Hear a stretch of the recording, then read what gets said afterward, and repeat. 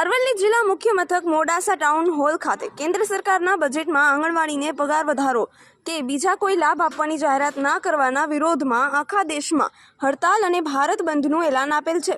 કામદારો કર્મચારીઓ ખેડૂતોના સંગઠનના સમર્થન સાથે કામદારો કર્મચારીઓ ખેડૂતો આંગણવાડી આશા વર્કર તમામ લોકો સરકાર વિરુદ્ધ સૂત્રોચ્ચાર કરી વિરોધ નોંધાવતા આગેવાનો સાથે 70થી પ્રદર્શનકારીઓની પોલીસે અટકાયત કરી હતી। જયદીપ ભાટિયા, અરવલ્લી।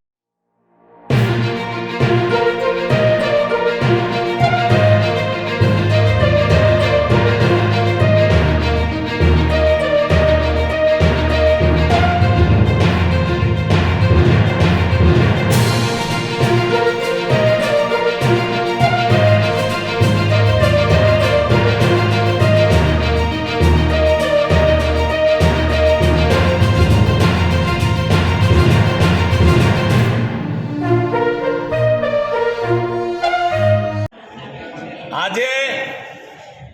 કામદાર કિસાન મજદૂર વિરોધી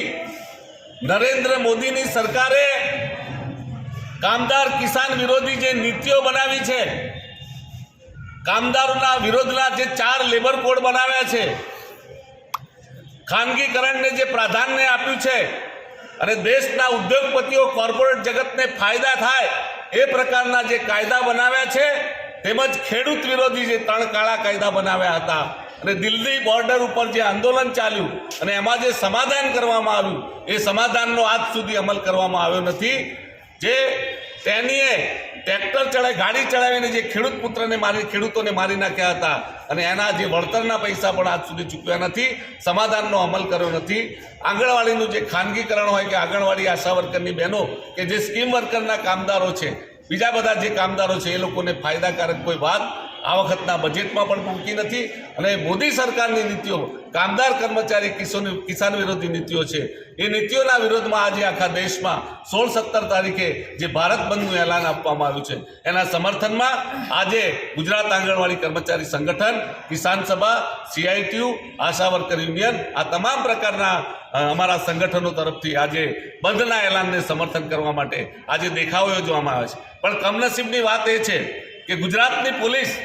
ભાજપ સરકારના એટલા દબાવમાં છે કે લોકોનો જે અધિકાર છે, લોકશાહી અધિકાર છે દેખાવો કરવાનો, વિરોધ નોંધાવવાનો, આ અધિકારને દબાવવાનો પ્રયાસ સરમુખત્યારશાહીની જેમ આ સરકાર કરી રહી છે ને પોલીસને પણ દબાણ કરી રહી છે। અહીંના અમે મામલતદાર સાહેબ, કલેક્ટર સાહેબને વિનંતી કરીએ છીએ કે આ પાકિસ્તાન નથી, સરમુખત્યારશાહીનો દેશ નથી, પણ આ લોકશાહી દેશ છે અને લોકશાહીમાં દરેકને વિરોધ કરવાનો અધિકાર છે। એટલા માટે